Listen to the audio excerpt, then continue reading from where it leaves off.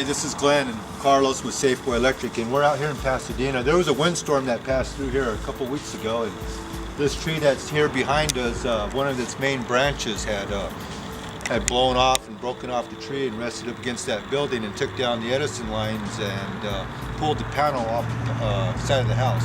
So Carlos, why don't you go ahead and take us to the side of the house and show us where that panel was located. Okay, go right over this way. Okay, Glenn, this is where the meter used to be, or service panel. Wow, so you came over here and you installed a sub panel for all the old circuits, and you brought new power over here. Yes. Wow, this looks really good. Why don't you go ahead and open this up and let me see inside. I really like how you took the time and you labeled all the circuits. That's really nice and clear. There you go. Wow, so this is our power coming in from our metered panel. Okay, so we got our two hots, we have our neutral, and we have our grounding equipment ground here. Okay, so this service is now rated for 100 amps. And with some beautiful, nice workmanship in here. The 2-pole 50 amp circuit. What is this for? It's supposed to be for a sub panel. For the sub panel. And where's this sub panel located? It's supposed to be in this unit here. This unit here. Okay, cool. Then you have all the rest, smaller branch circuits and whatnot. Right. Very good. Very good. All right, Josh. So what's happening over here? If you look, our Edison lines coming in overhead. Okay. You were looking at the other side of the house, okay, where the meters used to be located, one outside and one upstairs.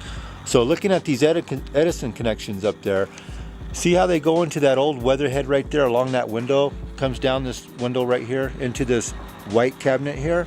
There's a meter in here for this side of the building for the lower unit, okay? Now go back up to those Edison connections up there. Okay, you see that bundle of connections?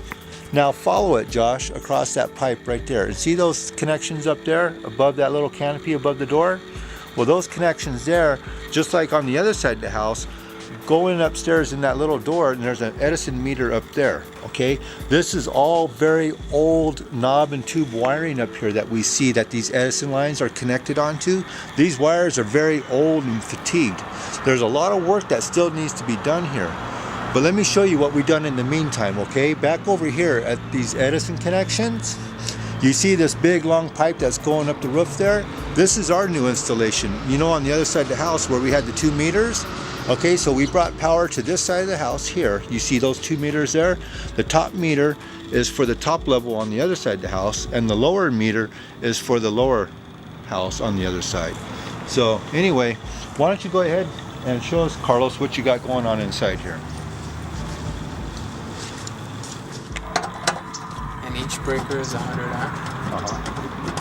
But like I mentioned before, the panel needs to be rated for 200 amp because you have 2 services for 100 amp each here. Sure.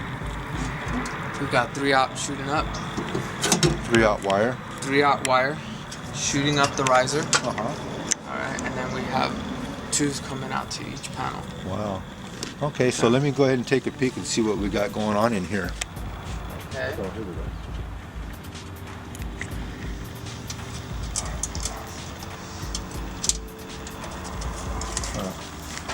So what we have here is we have a infrared digital thermometer, and what we do is we have a digital display here, okay, and we can see our ambient temperature today is 63.5 degrees Fahrenheit, okay. So what I like to do with this is I like to get in a location, in the medium location, to get the ambient temperature of the panel. Here we can see that the ambient temperature of the panel is 65.6 degrees, okay? So we want to check the connection here on this circuit breaker here. If a connection becomes loose, okay, they tend to heat up, okay?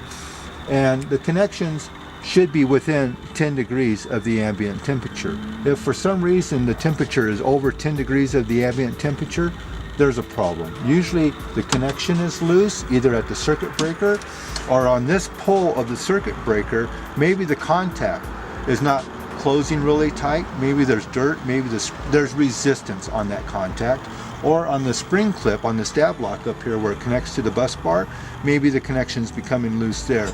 So you go with the digital thermometer and you're looking at the connection. So on the stab block connection we can see that the temperature is 69, it's 71 degrees. Okay. Inside the breaker, it's reading about 71.9. And then on the screw connection, it's reading 69 degrees. There's a little bit of heat buildup in here, but 2 degrees at the most. That's normal. And everything looks like it's operating just fine. Everything's within 10 degrees of the ambient temperature.